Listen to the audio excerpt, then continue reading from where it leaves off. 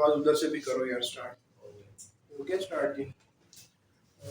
Let's start जी। In the name of Allah, the most merciful, the most beneficent. I hope जी कि आप लोगों ने आज का दिन ईद सेलिब्रेशन कर ली होगी, और ईद सेलिब्रेशन के बाद हम अपनी क्लास का आगाज़ करते हैं। तो अरे या तो आप फिर इस तरफ को आ जाएं, चेयर को। क्या क्या डॉक्टर साहब, आप भी थोड़ा सा क्लास का बता लें ऐसे कि आज batch 1 and Recording in progress. ये दो बैचेस, इन दोनों की क्लास इकट्ठी हो रही है। राव साहब बड़ी स्माइल लेते हैं इन बातों में। राव साहब अपने आप की तरफ देखने नहीं है क्योंकि आप जो है ना मैंने वाली स्माइल देते हैं। तो जो रिकॉर्डेड लेक्चर अपलोड किए गए थे वो अप टू 45A जो बैच 1 है उसने कर लिया होगा। और अच्छा, इससे पहले ये पूछना ज़रूरी है कि क्या आवाज़ आ रही है और वीडियो जो है वो भी पहुंच रही है आप तक। आप अगर क्लियर करेंगे तो हम इसको स्टार्ट करेंगे। So thank you very much for your response. Thumb is up again. And मैं ये बता रहा था कि बैच 1 उनका अप टू 45A कंप्लीट है, और बैच 2 जो है ये 55 तक है जी। सही। तो आज ये जो दरमियान में गैप है, ये गैप बैच 1 के लिए फिल कर दिया जाएगा। तो हम इससे स्टार्ट कर रहे हैं। सेक्शन 55 से आगे हम पढ़ रहे हैं। और कुछ हमारे अच्छे स्टूडेंट्स हैं जो कि बैच 3 से हैं, वो उनको हमने दावत दी थी अगर आप आना चाहें तो आ जाएं। तो वो पहुंच गए हैं, उनका शुक्रिया कि वो तशरीफ लेके आए। तो आज फिर तीनों इकट्ठे बैठे हुए हैं, batch 1, 2 and 3। Sale tax act 1990 उसको हम पढ़ रहे हैं, और उसका section 56 service of orders, decision etcetera. तो सर्विस ऑफ ऑर्डर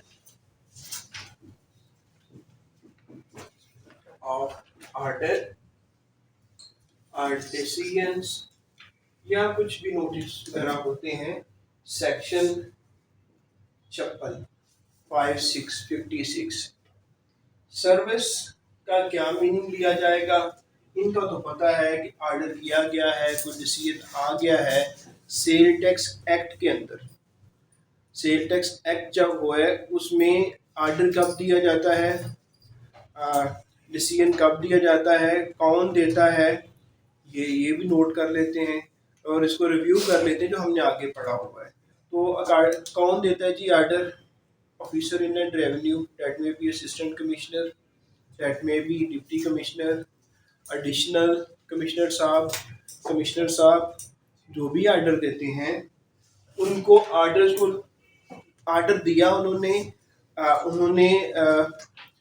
FBR की जो इलेक्ट्रॉनिक तरीके से ऑर्डर को निकाल के वो जेब में डाल लेते हैं। ऐसे होता है।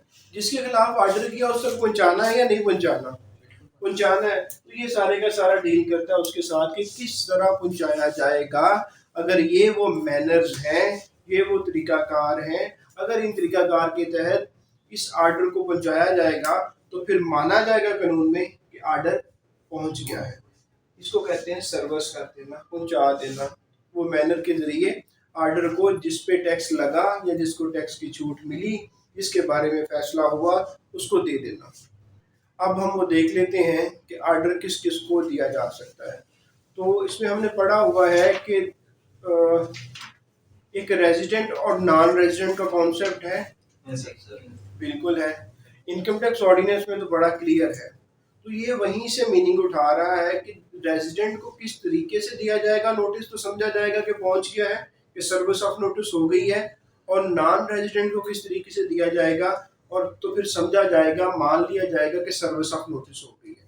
सर्विस ऑफ नोटिस को आप बस आसानी के लिए सिर्फ इतना समझ लें कि नोटिस, आर्डर, डिसीजन किस तरीके से उस जिस बंदे के खिलाफ है उसको दिया जाए तो सर्विस ऑफ नोटिस हो। ठीक है जी, सेंडिंग ऑफ आर्डर से। तो इसमें ये है कि आप जिस बंदे के खिलाफ आर्डर है उसको पर्सनली जाके पकड़ा के आ जाए कि अपना हाथ आगे करो, ये तुम्हारे खिलाफ फैसला आया है। तो डेफिनेटली अगर ऐसा आप कर दोगे तो यही समझा जाएगा कि ये सर्विस होगी, ये सर्विस होगी।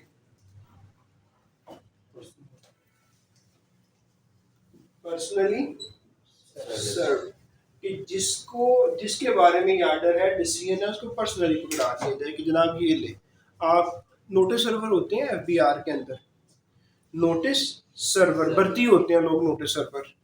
तो नोटिस सर्वर को इंस्पेक्टर जो है वो असिस्टेंट कमिश्नर, डिप्टी कमिश्नर को आर्डर बना के देते हैं। बनाने के बाद वो साहब उस पर सिर्फ साइन करते हैं। साइन करते हुए सिर्फ इतना पूछते हैं कि हाँ जी सही किया है या गलत किया है। हाँ, आप कहेंगे हाँ जी मैडम ठीक किया है या सर ठीक किया है, तो उस पर साइन करते हैं। आप ही उसको बंद करते हैं। बंद करने के बाद आप बुलाते हैं नोटिस सर्वर को। नोटिस सर्वर को बुलाते क्या है, वो खुद आके पूछ रहा होता है सर आज कोई 2-4 आर्डर नहीं है, मैं दिया वहाँ वो वो खुद आगे पूछते हैं कि सर कोई आर्डर नहीं है। अच्छा गुड हाँ, तो ये एक गोल अचीव हो गया तो अच्छा, तो वो खुद आगे कह रहे होते हैं कि सर नोटिस दें, क्योंकि नोटिस देंगे वो देने जाएगा तो उसकी भी कोई हाँ उसका भी कुछ होगा, तो वो खुद कह रहा होता है। तो ये वो नोटिस है कि फिर जब वो खुद लेके जाएगा और उसको पकड़ा देगा तो यही है वो पर्सनली सर्व्ड हो गया।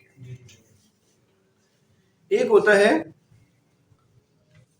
कि आप सारे बनाते हो, बना के एफबीआर का जो डेस्क होता है, जो एक डेस्क बने होते हैं ना, जो फ्रंट वाला डेस्क है वहाँ पे टीसीएस वाला आता है और वहाँ पे जीपीओ वाले भी आ जाते हैं, जिसके साथ चीफ कमिश्नर साहब ने राब्ता किया होता है, कॉन्ट्रैक्ट किया होता है। वो पहुँच जाते हैं 4 बजे, कोरियर वाले या रजिस्टर्ड पोस्ट वाले।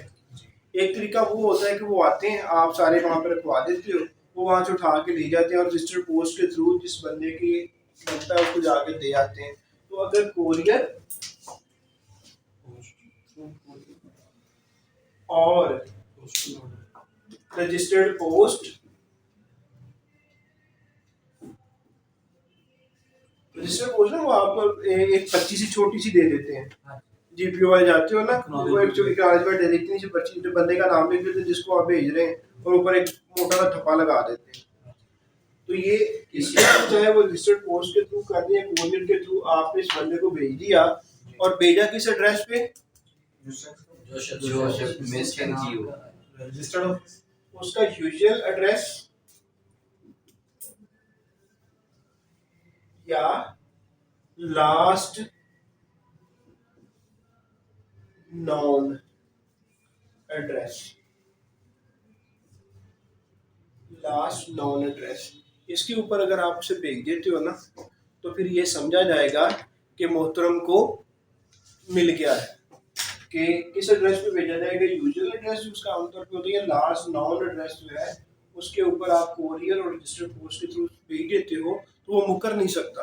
क्योंकि देखो जब आर्डर चला जाता है ना, ठीक है, तो बंदा 2-3 महीने बाद आता है, कहता है मुझे तो मिला ही नहीं। ठीक है, तो फिर आप अगर नोटिस सर्वर दे के आया हो तो वो फिर सीधी लेके आता है, वो कहता है जी ये देखें आपके घर गया था, आपको पकड़ा के आया था, ये जी ये ले आपका नोटिस आ गया, आपका आर्डर आ गया। या ये देखो कि रजिस्टर्ड पोस्ट के थ्रू टीसीएस का हमारे पास ही पड़ा होगा, टीसीएस वाला लेके गया और वापस नहीं लेके आया वो। तो व्हाट डज इट मीन कि टीसीएस वालों ने जमा करवा दिया आपको, या फिर पाकिस्तान पोस्ट वाला या कोई और रजिस्टर्ड पोस्ट उसके थ्रू गया था, उसकी एक्नॉलेजमेंट है हमारे पास। अगर आपके पास नहीं हो तो अदालत फिर आप तो कुछ नहीं हासिल कर सकते, एफबीआर पर खाली बैठा होता है। ठीक है, इवन के एफबीआर में यहाँ तक इंस्पेक्टर की जिम्मेदारियां हैं कि अगर वो स्लिप गुम होती है तो इंस्पेक्टर से पूछा जाता है कि वो बताएं किधर है। ये बात करेक्ट है कि पूछा आपसे जाएगा, लाओ मुझे तो मैं करता हूं। हो गया क्लियर जी? हाँ प्लीज बताएं जी, क्लियर है? हाँ जी, अभी नहीं क्लियर, क्लियर की आवाज नहीं आई। यस कह रहा था। हाँ ठीक है चले। तो ये इंस्पेक्टर की सारी जिम्मेदारियां इंस्पेक्टर की बन जाती हैं कि ये भी उसी ने करना है। हाँ रिसिप्ट गुम हो जाए। हाँ, देखो इंचार्ज इंस्पेक्टर बन जाता है ना वहाँ वो उस यूनिट का। तो हर चीज़ इंस्पेक्टर को शौक भी होता है अपने अंडर रखने का, क्योंकि देखो अगर नोटिस जो है अगर नोटिस सर्वर को दे दिए तो वो समझ है कि किसी और यूडीसी को दे दिया एलडीसी को दे दिए, तो दरमियान में फिर वो अपना भी कुछ कहेगा कि सही हमारा भी कुछ करो। तो फिर वो कहता है कि वो असिस्टेंट कमिश्नर डिप्टी कमिश्नर को सर आप असाइन किया करें, बाकी मैं सारा कुछ खुद करूँगा। वो अपनी हर चीज़ अपने अंडर ही रखता है। और तो फिर अगर गुम होगा तो फिर वो कहता है कि आ जाओ ना आप, आपने तो खुद सारा कुछ अपने अंडर रखा हुआ था। लेकिन वो कुछ कह नहीं सकता क्योंकि उसने भी कुछ ना कुछ अपने अंडर किया होता है। ठीक है, तो ये भी काम हो गया जी। अच्छा, फिर आपको पता है कि राव साहब आपको ज़्यादा अच्छे तरीके से रोशनी डाल दोगे, समन भेजे जाते हैं जी कोर्ट ऑफ सिविल प्रोसीजर में। ठीक है जी, तो जिस तरह समन भेजे जाते हैं इन कोड ऑफ सिविल प्रोसीजर, अगर इसी तरह आर्डर वगैरह को भेज दिया गया ना तो समझा जाएगा कि उस बंदे का काम पूरा हो गया, वो आके मुकर नहीं सकता जी कि मुझे नहीं मिला, क्योंकि इसके मुताबिक भेज दिया गया है।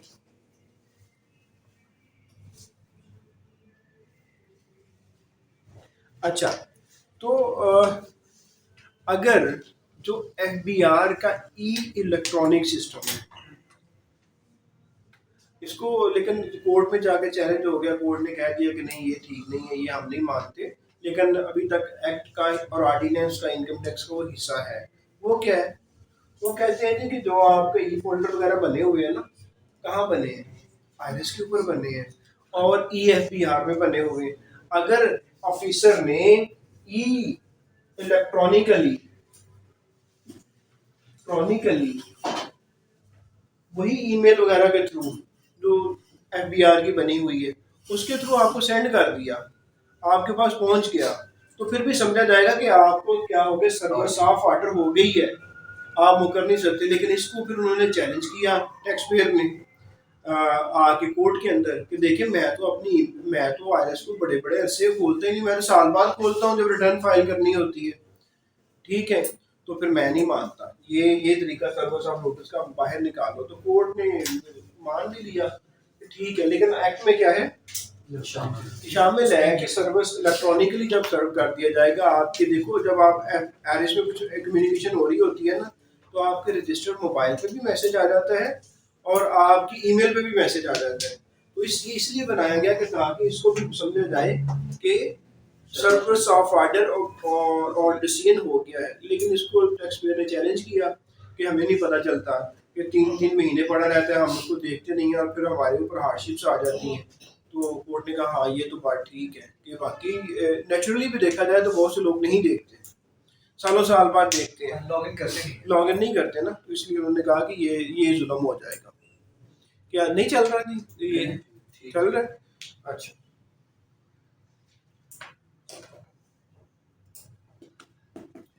अच्छा वो फिर वो कहता है कि अगर यार ये तो है रेजिडेंट को हम कर रहे हैं, ठीक है, अगर ये भी आप देख लो कि अगर किसी ने नोट करना है तो कर लो कि ये तो रेजिडेंट को हो गया। रेजिडेंट का पता है ना, रेजिडेंट कौन होता है, पेपर में आ सकता है हु इज रेजिडेंट।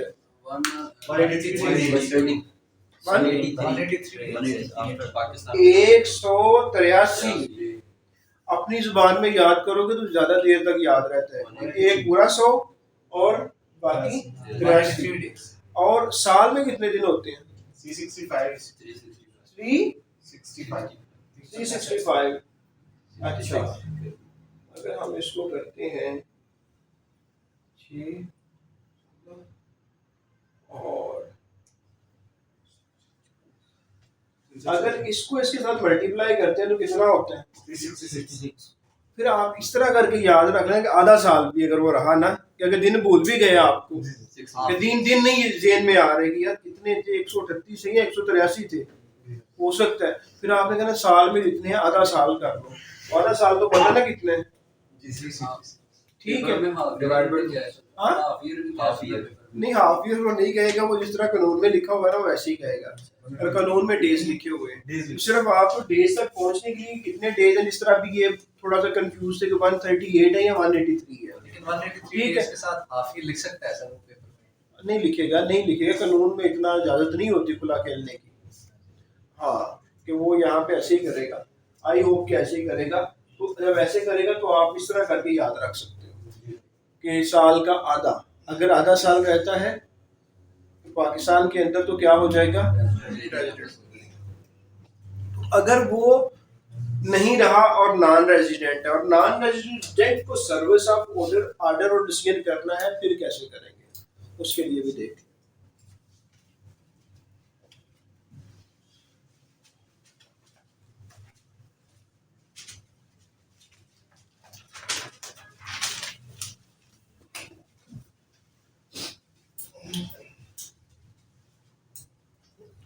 अच्छा, कहते हैं वहां पे तो पहले था ना पर्सनली सर्व कर दिया बंदे को, अब कहते हैं पर्सनली सर्व कर दिया representative of the non resident. अगर उसका कोई रिप्रेजेंटेटिव है और वो यहाँ पे नहीं है तो जो रिप्रेजेंटेटिव है उसको कर दिया पर्सनली, तो समझा जाएगा कि नॉन रेजिडेंट को ही मिल गया।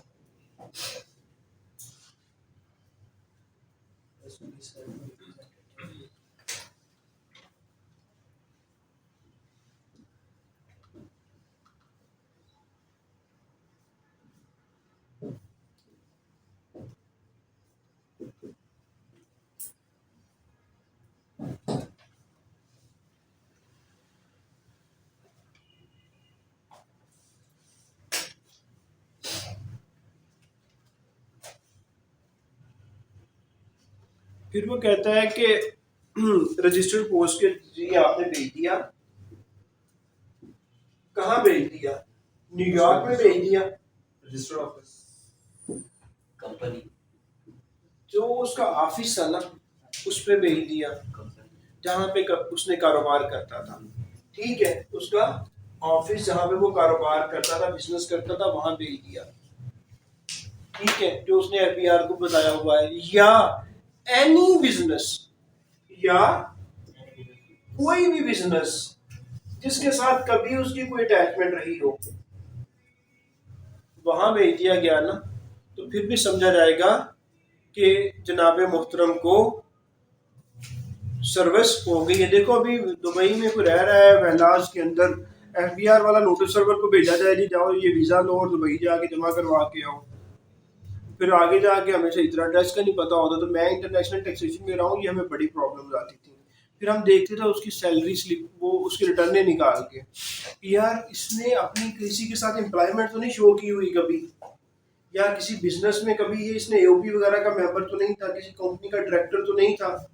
ठीक है, ये सारा कुछ हम ढूंढ के ना, अगर ऐसी हमें कोई चीज मिलती तो फिर हम उसके पास भेज देते थे, और इसलिए भेजते थे कि इसकी किसी ना किसी के साथ क्या है, एफिलिएशन थी, इसका कोई ना कोई एनी बिजनेस के साथ इसका कोई एड्रेस था, एनी को भेज दो। कल को जब आगे कहेगा कि नहीं हुआ, फिर वो होता भी ये था कि जब वहाँ उस कंपनी के अंदर जाता था तो कंपनी वाले फिर कॉल करते थे, उसका कंपनी वालों के पास सारा बायोडाटा होता था, वो बाहर भी बता देते थे कि जनाब आपको एफबीआर वाले पूछने आ गए हैं, तो आप उनको जवाब करो, उनसे रब्ता करो, वो तो इतने करोड़ डॉलर की बात कर रहे हैं, तो उनसे रब्ता करो आप, वो आपसे बात करना चाहते। फिर वो बंदा अपने वकील के थ्रू आ ही जाता था। ठीक है, फिर अगेन वही कि जिस तरह समन भेजे जाते हैं, वही कोड ऑफ सिविल प्रोसीजर 1908 जिस तरह हो जाते हैं उसी मैनर में अगर भेज दिए जाएंगे तो समझा जाएगा कि जनाब हो गया सर्विस नॉन रेजिडेंट को भी। ठीक है, अभी उस सीपीसी में किस तरह भेजे जाते हैं, वो किस तरह भेजे जाते हैं वो हम अभी उसको डिस्कस नहीं करते, हम सेल टैक्स एक्ट को समझ लें तो बड़ी बात है। और अगेन इलेक्ट्रॉनिकली भी न्यूयॉर्क में भी अगर बंदा बैठा है और अपना पोर्टल खोलना चाहे तो खोल तो सकता है, तो इसलिए फिर इसको भी शामिल कर दिया। अच्छा, फिर बात ये है इलेक्ट्रॉनिकली, तो वही मैंने बता दिया आपको। अब बात ये है कि यार कि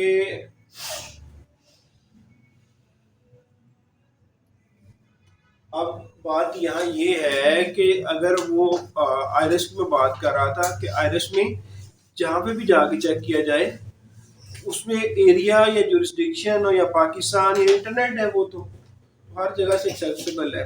हाँ, मैं पॉइंट ये देना चाह रहा था, हाँ 4 ये पॉइंट है ना, इनमें से किसी एक तरीके से, किसी एक तरीके को भी यूज कर दिया गया तो यही समझा जाएगा कि सर्विस ऑफ ऑर्डर डिसीजन हो गया है।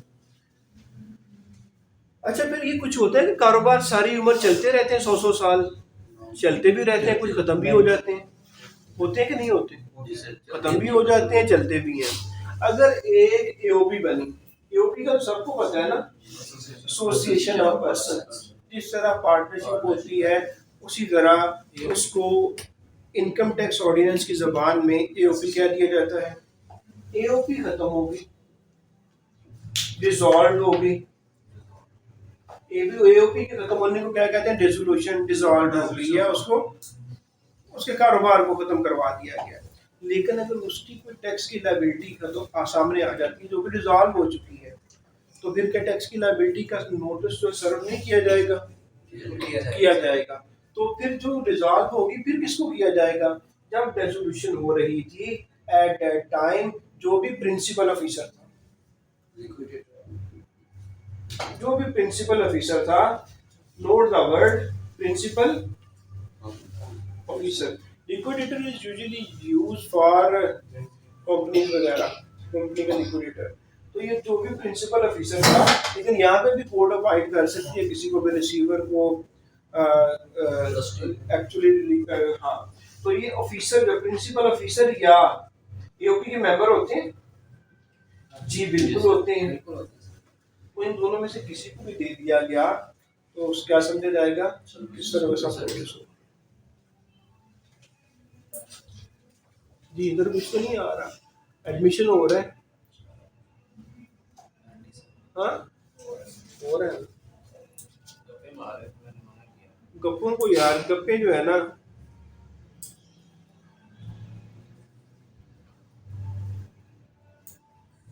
ये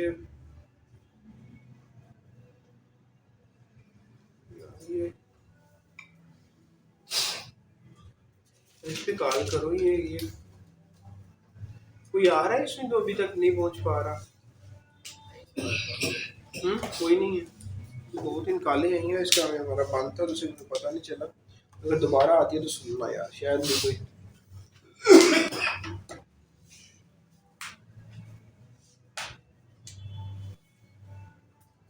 अच्छा वो तो एओपी था ना, वो तो एओपी था, तो क्या इंडिविजुअल भी कारोबार करते हैं? जी करते हैं। अगर इंडिविजुअल कारोबार करते हैं और इंडिविजुअल जो है वो कारोबार करते करते अपने कारोबार को खत्म कर देता है, डिसकंटिन्यूएंस ऑफ बिजनेस हो जाता है, तो अगर उसके बारे में कोई आर्डर आ जाता है, उसका कोई डिसीजन आ जाता है, तो फिर क्या किया जाएगा? फिर उस बंदे को ढूंढो और उस पर नोटिस सर्व कर दो कि जो इंडिविजुअल बिजनेस था वो खत्म हो गया, तो पर्सन जो था जिसका बिजनेस था उसमें सर्व कर दो। लेकिन अगर वो नहीं मिल रहा तो उसका अगर कोई रिप्रेजेंटेटिव था, जब बिजनेस खत्म हो रहा था तो उसका रिप्रेजेंटेटिव था, तो उसके ऊपर जाके सर्व कर दो, उसको दे दो। अक्सर होता था कि हमें नहीं मिलता था तो हम उनके लीगल पनामा और पैराडाइज में थोड़ा सा काम किया हमने, तो उसमें वो केसेस बहुत पुराने सुने लिए आते हैं बच्चों। तो पनामा और पैराडाइज में काम किया तो उसमें ये होता था, नहीं वो कर लो ना।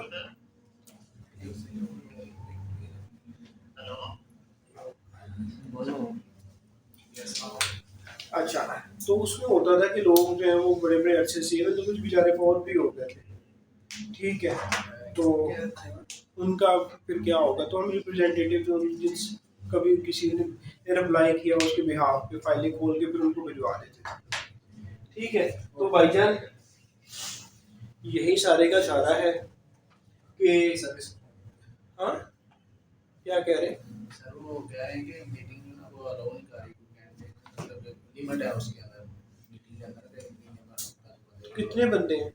यहाँ पे वीडियो हो गए ना वो 96 है, एक आप 97 ये करेगा तो कह रहे लिमिट है इसलिए। अच्छा ऐसे लिमिटेशंस तो कोई नहीं है। यहाँ पे देख रहे हैं आप। अच्छा पहले एक आप कह रहे थोड़े हैं, ये 100 क्रॉस कर गया फिर नहीं सारा भी 99 99 है। अच्छा अच्छा ठीक है, इसको हम इसका हल कर लेते हैं। तो डियर स्टूडेंट ये ना ये सेक्शन आपका पूरा हो गया। 56 को हमने कंप्लीट किया। रेजिडेंट और नॉन रेजिडेंट को कब समझा जाएगा कि सर्विस ऑफ नोटिस हो गया। यकीन करें बहुत से स्टूडेंट ऐसे होंगे जिनको सर्विस ऑफ नोटिस से ये नहीं पता कि सर्विस ऑफ नोटिस किसे कह रहे हैं।